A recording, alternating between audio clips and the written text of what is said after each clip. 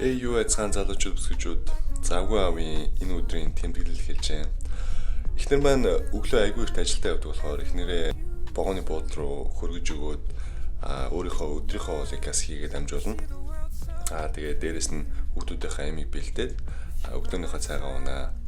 Өглөө болгон би овёс иддэг. Овёсын дээрээ жоохон протеин нэмээд банан хийгээд сүү хийгээд иддэг байгаа.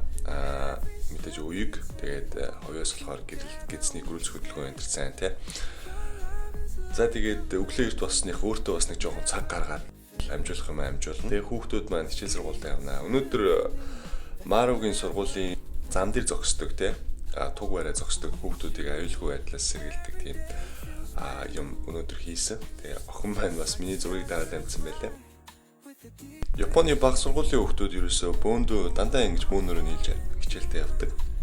Охин маань алахгүй гэж уурлнаа. Бас тэгээд окно цэцэрлэг дөрвөж өгнө. Манахаас нэг 10 минут, машинаар нэг 10 минутын зайтай. Миний гүнжин бас сайхан сэтгэл нь орно, гарна, уурлна, бас янз бүр болно. Би ажил руугаа энэ Мофитто явдаг байгаа. Миний химнэлтийн хамгийн том хэсэг бензин баг идэн, хурдан зүгээр давуу тал дуусахгүй. За тэг өнөөдрийнхээ ажлыг эхлэндэ. Миний завгүй аав YouTube-ээс үзсэн бол би Японд механикчаар ажилладаг байгаа. Тэгээд төрөл бүрийн үзлэг, онцлогоо хийн. Тэгээд янз юм инэ. Өнөөдрийн хамгийн гол ажил нь энэ Karoro Cross гэдэг машины дээврийн руфийг солисон байгаа. Тэгээд энэний руфийг солихын тулд бас олон юм болсон. Тэгээд ихаан зайгаар нэг хідэн болт суулгах гэж боо юм болно. Гэхдээ ямар ч байсан дууссан. Ажлаа тараад гэрлүүгээ харих мэдрэмж өстой хамгийн гоё те. Гэрлүүгээ яарч харих мэдрэмж бол бас nice штэ. Уул нь гэрлүүгээ төлхөөрөө онгоосгоод гэрлүүгээ залуусаа гэж яваад ороход зүгээр бөөнөрөө бүжигнал гараад ирдээ. Тэгсэн чи өнөөдөр байсангүй хүү маань л гарч ирлээ. Ондоочод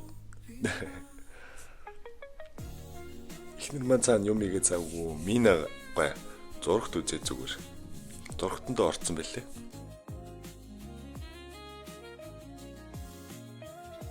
Ихнэр маань сайхан мах чанаад сайхан шөлтөө ол ичж. Хаяа нэг бас шөлтөө олж бас янзын шүү. Сүүлдэн тэгээд ихнэртэйгээ өнөөдрийнхөө тухай ярилцаа тэгээд амарнда. За энэ удаагийн тэмдэглэлийг үзсэн та бүхэндээ баярлалаа. Follow дараарай залуусаа.